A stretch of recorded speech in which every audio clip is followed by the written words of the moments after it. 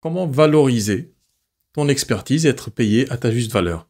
En tant que thérapeute bien-être, tu es censé endosser donc la casquette d'entrepreneur, tu es censé présenter une offre commerciale et développer ton cabinet suppose forcément vendre plus de prestations. Alors, il y a deux façons de faire. La première, la plus classique, c'est de proposer des séances, donc de travailler à la séance. Alors, c'est une méthode qui a ses inconvénients et ses avantages. L'autre méthode, c'est d'avoir une offre d'accompagnement. Alors, moi, professionnellement, ce que j'accompagne, je t'ai pas dit qui j'étais, donc moi, je suis Sali Bouterface, j'accompagne les thérapeutes à développer leur activité. Et en fait, au fil des années d'expérience et d'accompagnement avec les thérapeutes, et d'observation de ce marché-là, en fait, je me suis rendu compte que travailler à la séance, c'est quelque chose qui est extrêmement fatigant et extrêmement anxiogène. Pourquoi? Parce qu'un thérapeute doit fournir beaucoup d'efforts sur la durée pour maintenir un flux de clients réguliers, de consultants réguliers. Euh, Ça pousse certains thérapeutes à agir comme des commerciaux, c'est-à-dire à démarcher, être dans une logique de démarchage. C'est problématique parce que éthiquement, en fait, ça bloque. Parce que quand on se sent obligé d'aller démarcher, c'est pas du tout, en fait, on n'a pas fait ces métiers-là pour démarcher des gens, on n'est pas des commerciaux, on vend pas des chips, on vend pas du cola. Donc, quelle est la façon la plus intéressante de travailler? Alors, je vais pas jeter l'anathème sur le fait de travailler en séance. Parfois, ça peut être très très suffisant. Si par exemple tu as un flux de clients réguliers pour une raison ou une autre, c'est-à-dire que si par exemple le bouche à oreille a bien fonctionné au début, tu peux continuer à travailler avec le bouche à oreille. Certaines pratiques aussi nécessitent de travailler de cette façon-là, c'est-à-dire à la séance. On n'a pas besoin d'accompagner personne sur la durée. Par contre, pour un grand nombre de thérapeutes aujourd'hui qui sont sur le marché ou qui se lancent, travailler à la séance va te pousser à forcément agir comme tous les thérapeutes qui vendent de la séance. C'est-à-dire que tu vas mettre en place un site internet, une communication, et cette communication ne va pas être très indifférenciée finalement des autres thérapeutes, et c'est compliqué, c'est complexe pour les conséquences sont fâcheuses pour toi en tant que thérapeute, c'est complexe pour le consultant derrière son écran de faire le choix, parce que il va dire ok, je pense que j'ai besoin d'un hypnothérapeute ou d'un sophrologue pour être accompagné, il y en a 10 dans ma région, ils travaillent tous à la séance, je vais regarder un petit peu tout leur site, et en fait, tu vas amener, en travaillant de cette façon-là, tu vas amener tes consultants nécessairement à être dans une logique de comparaison, parce qu'ils vont se dire, à compétence égale, à diplôme égal, qu'est-ce qui peut différencier cet accompagnateur d'un autre? Alors, il y a les avis clients, si tu as des avis clients que tu as mis en place, ça peut aider, la preuve sociale, ça peut être quelque chose de très très intéressant, mais c'est pas suffisant. Donc, le consultant va faire son choix de manière parfois aléatoire, et c'est problématique parce que tu vas voir venir des personnes en séance avec lesquelles ça ne matche pas forcément.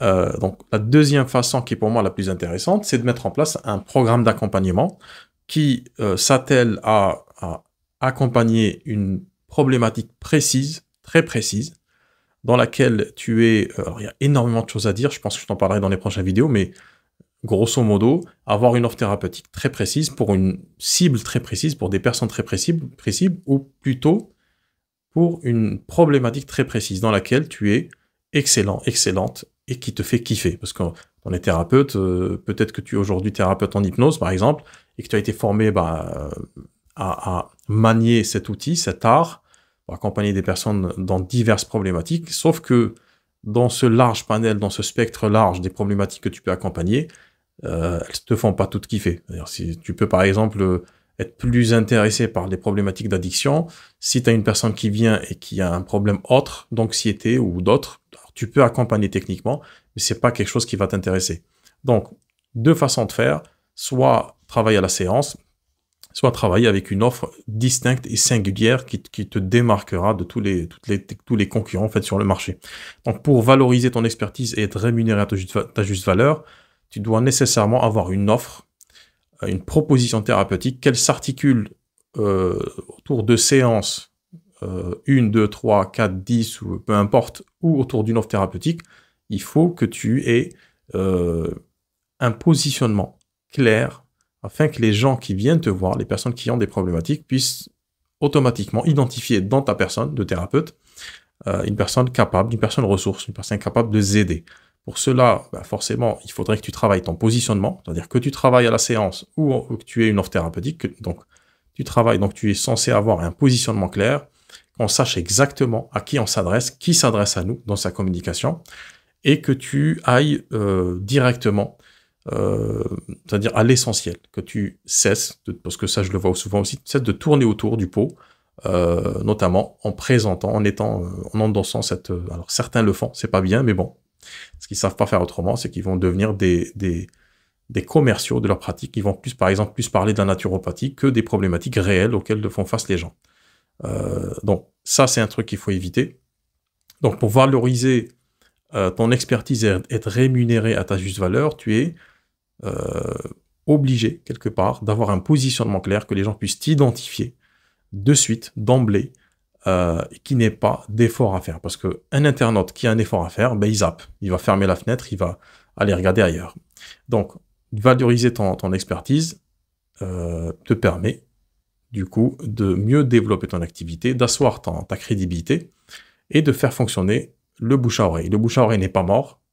Ce qu'on fait sur Internet, c'est-à-dire donc tout ce qui touche au marketing digital, tout ce qu'on fait sur Internet, en fait, c'est une façon un peu différente, mais c'est toujours l'essentiel est toujours là, de faire marcher le bouche à oreille, c'est-à-dire la recommandation. Voilà ce que je voulais te dire dans cette vidéo. D'ailleurs, si tu as envie de pousser un peu plus loin cette chansonnette, si tu as envie d'avoir plus de conseils, je te mets le lien en dessous ou autour de cette vidéo.